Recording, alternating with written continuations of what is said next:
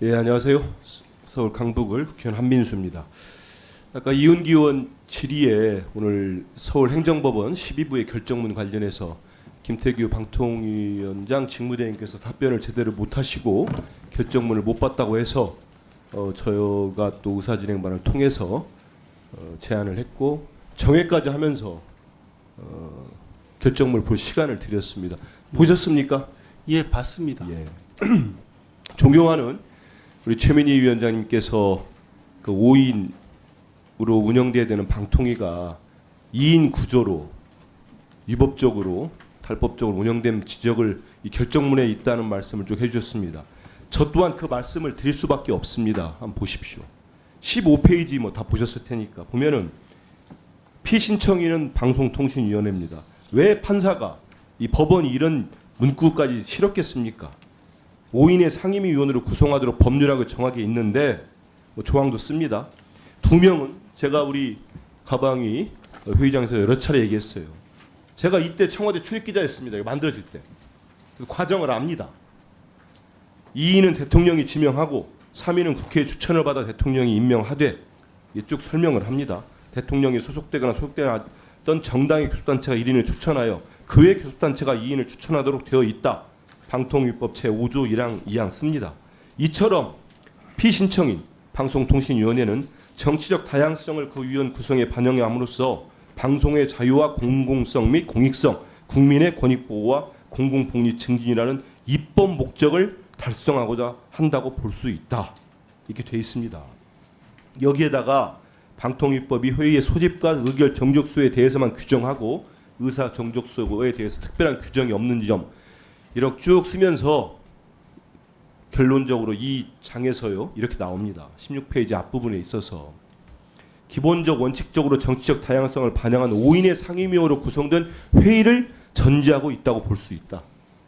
판사도 하셨고 머리도 좋으시면 알지 않겠습니까? 이번 결정문은 그래서 2인으로 운영하는 건 맞지 않다는 겁니다. 동의하시죠? 이제 고개도 끄덕거리시고 그 법원의 판단이 있고 그 법원의 판단에 대해서 동의하는지 않는지는 개개의 법률적 접근이나 아니면 시각에 따라 충분히 다를 수 있다고 생각하고요.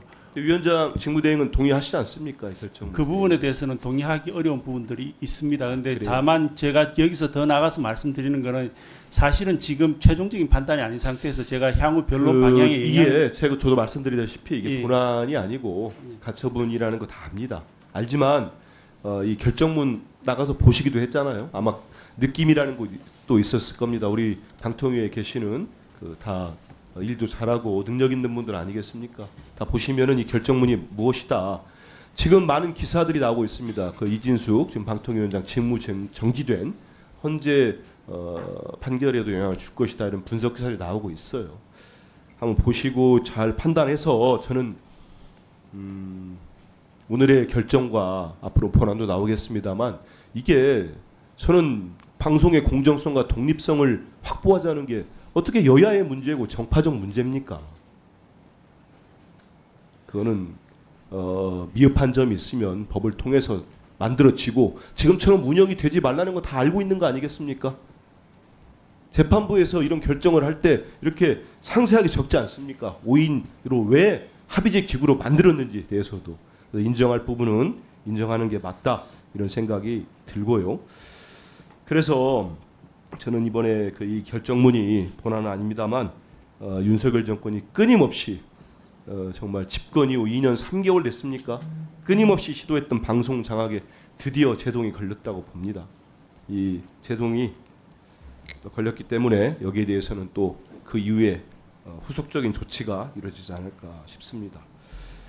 저는 이걸 보면서 대통령이 지명한 여기 나오지 않습니까? 위원장, 부위원장 2인 체제에서 새 이사 임명해 처분은 법적 정당성이 없고 합의제 행정기관의 의사결정에 필수로 요구되는 심의를 거치지 않았다. 위법성이 크다. 이런 주장을 해왔는데 이게 이번 결정으로 인정됐다고 봅니다. 지난번에도 직무대행 오셨을 때 심의와 의결이 방통위법에 돼 있는데 분명히 심의가 이루어지지 않았다고 지적을 했습니다. 오늘 결정을 통해서 이게 저는 입증이 됐다고 보는데 여기에 대한 견해는 어떠십니까? 일단 향후에 변론이 계속 이루어질 것이라서 지금 단계에서 변론의 내용에 대해서 판결의 내용에 대해서 구체적으로 제가 언급하는 것은 향후 변론에 영향을 미칠 수 있기 때문에 구체적인 부분에 대해서 말씀 안 드리는 게 맞는 것 같습니다. 예, 그 대행께서는 설마 가처분 신청 인용을 부정하는 건 아니시죠? 그 결과를? 판결의 결과는 법원에서 하는 것이고요. 그리고 아니 그 결과를 않으시죠? 부정이란 의미를 불복할 거냐 말 아닙니다. 부정과 불복은 달라요. 예, 그래서요. 제가 입장 그래서 차로 한번 인하여 법원의 판결이 본안 판결을 받아보겠다 이런 건 있을 수 있습니다. 예, 그런데 그 부정할 수는 없는 거잖아요. 법원의 판결이 존재한다는 사실 자체는 뭐 당연히 인정할 수밖에 없는 부분이고요. 그리고 네, 그래서 다만- 지금 이 자리에서 여야가 설왕설래하는 건 정치적 입장을 얘기하는 것입니다. 그런데 방통위원회는 정치 국회가 아니에요. 행정부거든요.